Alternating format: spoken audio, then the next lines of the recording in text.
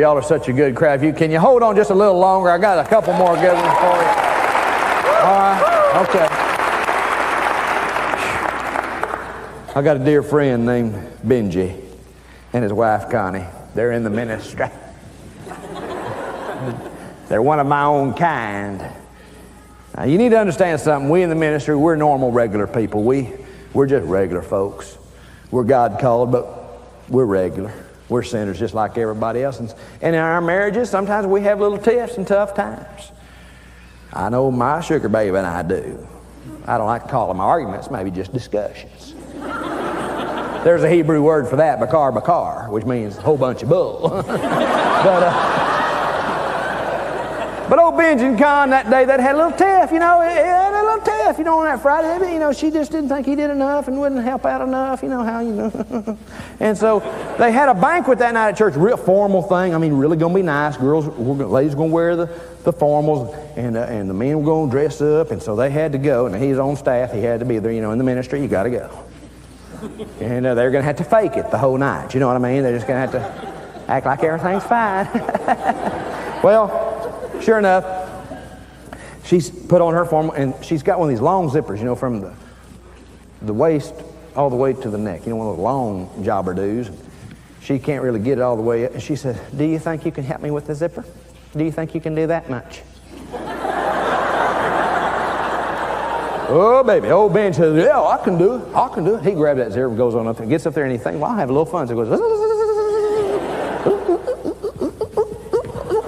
and all of a sudden, it broke it. Oh, baby. Oh, but he broke it. She said, "You did not break my zipper." They had to be there in about 15 minutes. He said, I'll fix it. So we got some pliers, couldn't fix it. They had to pin it. She had to put a shawl on in June. You know what I mean? And so she said, "I'm so embarrassed. I've never been so embarrassed." She said, "I have to wear this. I have to wear a shawl my grandmother made me."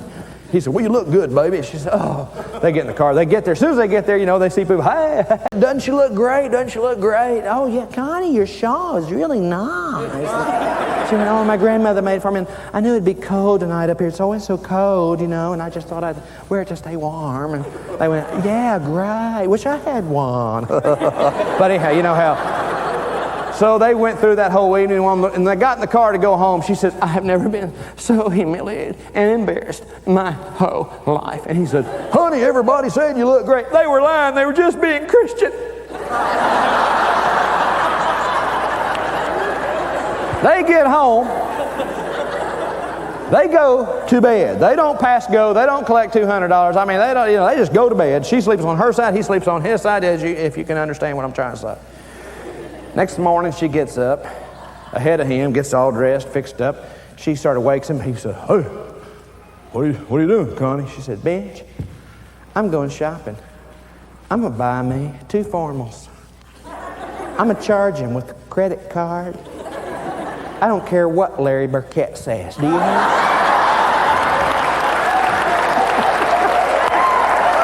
Woo-hoo, baby. So all of a sudden,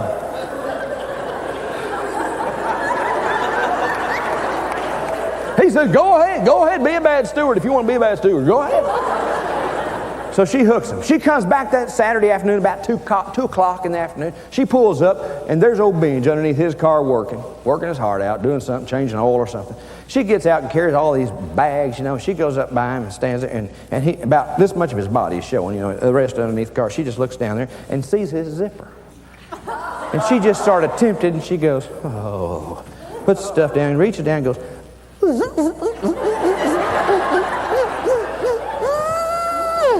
then picks her stuff up, walks inside, puts her stuff on the kitchen table, goes back into the den, and there's Benji watching television.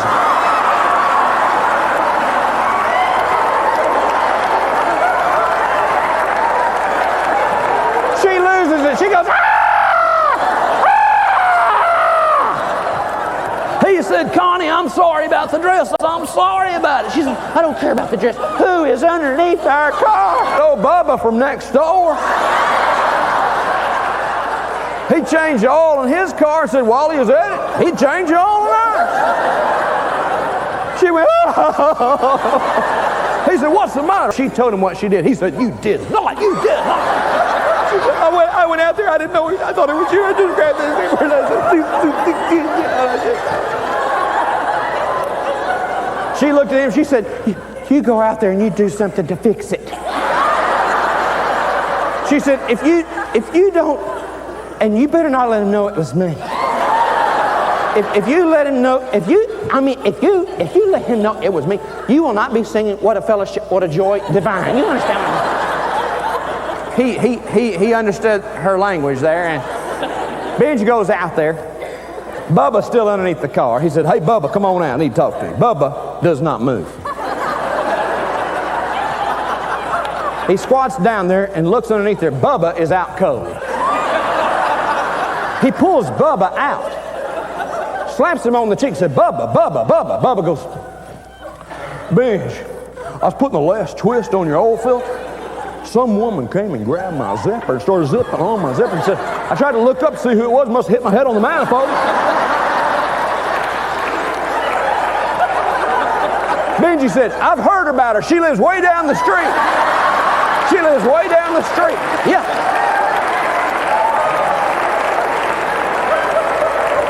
Woo. Why do I tell you such a story? To tell you that we take ourselves way too serious most of the time. You know, the purpose of man is twofold. Number one, to glorify God, and number two, to enjoy God. To enjoy Him. He enjoys you. He made you special. He loves you big time.